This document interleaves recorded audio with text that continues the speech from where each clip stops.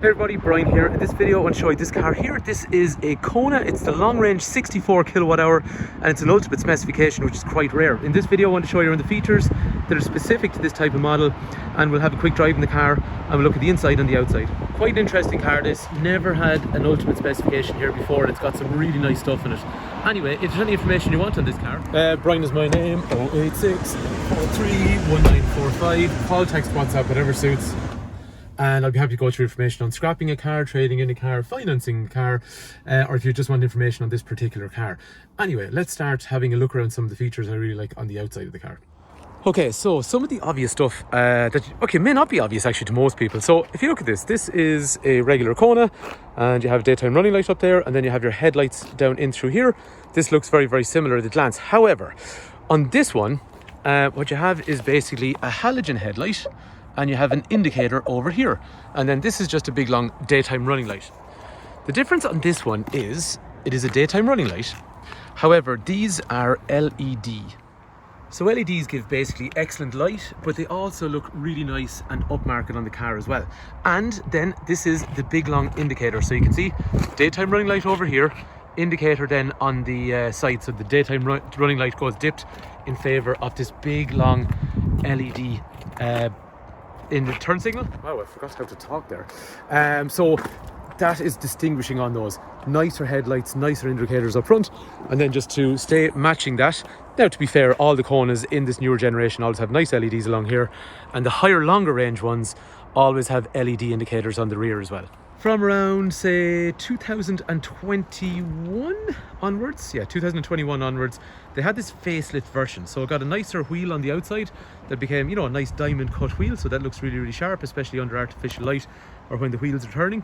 And then it had these nice kind of chrome little slats on the bottom of the bumper, which look really smart. Everything became really color coded. So the older model of Kona used to have black cladding around there, whereas these ones became completely color coded around the bumpers and the wheel arches. Just while we're at the front, if you're not familiar with electric cars yet, there is a charging flap, and I never opened the doors. So anyway, once the doors are unlocked, the charging flap is available.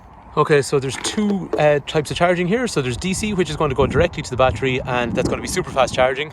But most people probably won't use that very regularly. Most people will use this one, which is the AC charging, and that's where, that's what you're going to use in your house and stuff like that. So once the door's unlocked, the charging cap is open. Once the car is locked, the charging cap is locked. Up here there's nice roof rails up high, privacy glass then on the rear of the car as well. Nice roof spoiler that comes on them all, small bit of black. So one thing you'll notice, there's no real kind of chrome around the windows. I always talk about this in videos, but I think it kind of makes sense. There's more kind of black along the side, and that's where this links up, and the windows look kind of congruent then as well.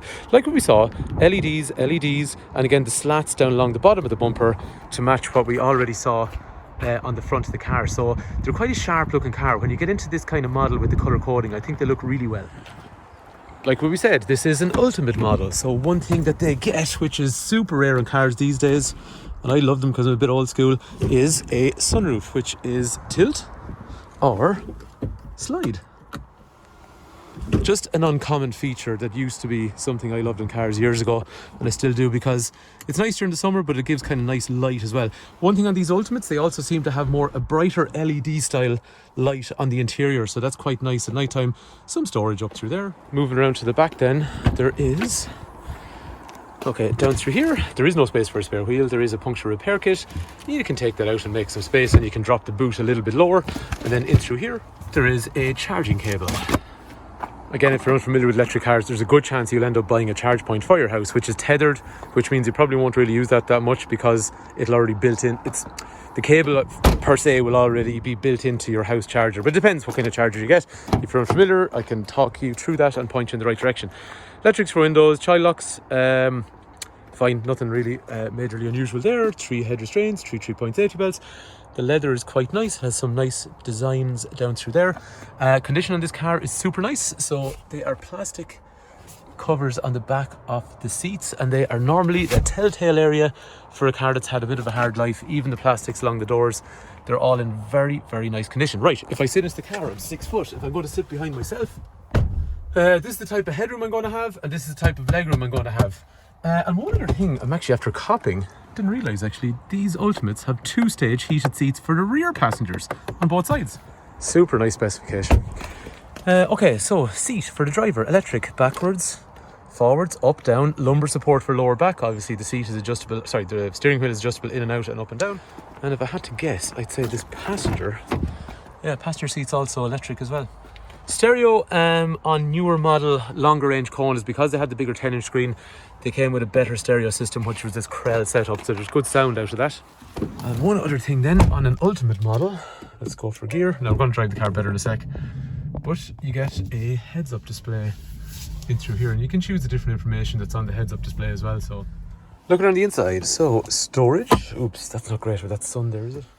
Let's try that again. So heated steering wheel, drive mode, which basically changes how aggressive the drive pattern is, and obviously the dash clocks and stuff like that. Now here's an interesting thing, it is an Ultimate, which means it gets heated seats, but it also gets cooled seats, so very rare.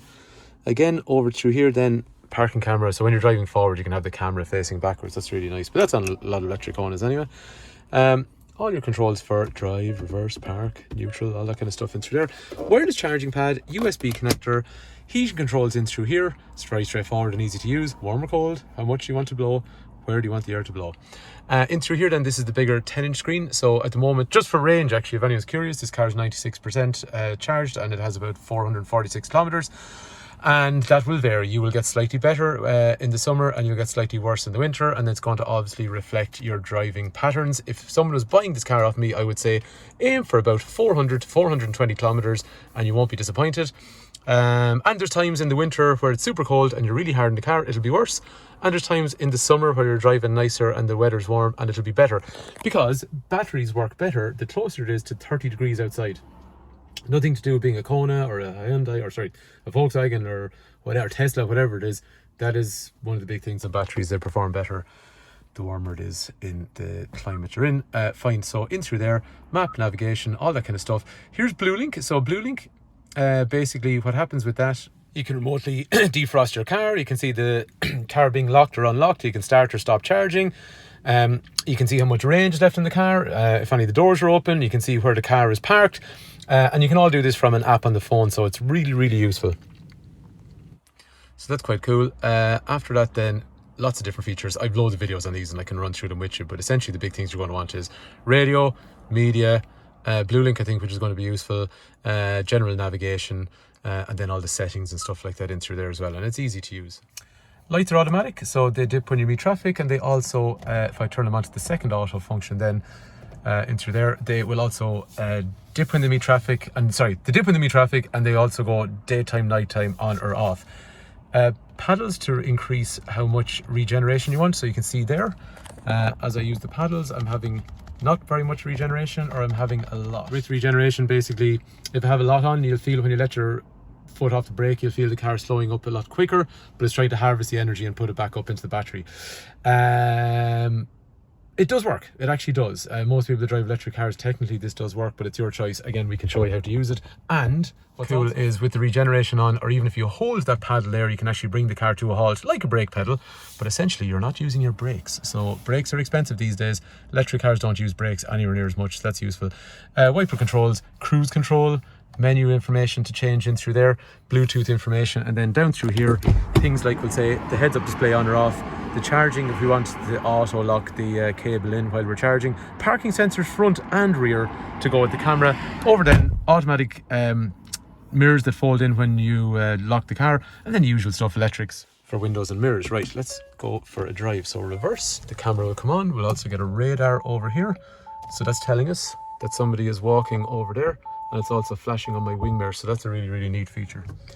One thing I like in these, obviously they're electric, you know, it's a nice car to drive because it's quiet and it's relaxed, but the power in these cars is awesome. This car is about 200 horsepower. So in terms of how it drives, it's obviously really quiet because it's an electric car, and this one feels quite nice. The mileage is low, like there's less than 20,000 kilometers on this car. It has a full Hyundai history, even though it's short because there's such low mileage, but it's easy to use the buttons. If you look down here, 3-point turn, just press the button to go backwards, you go backwards, you press the button to go forwards.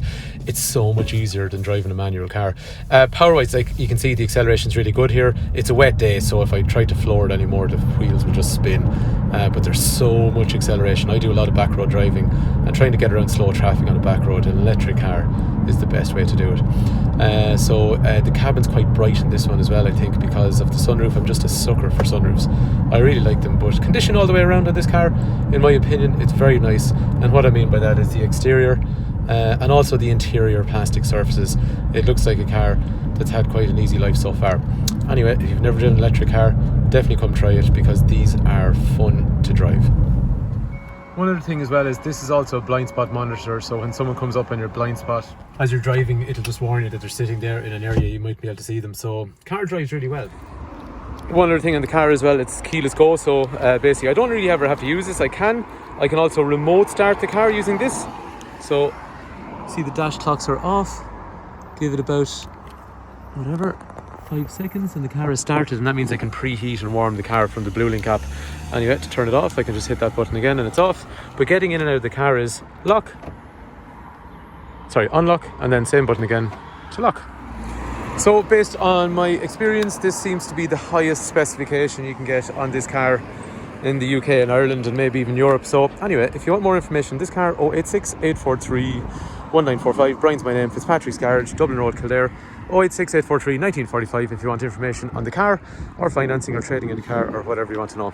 Anyway, hopefully the video is useful. Thanks for watching.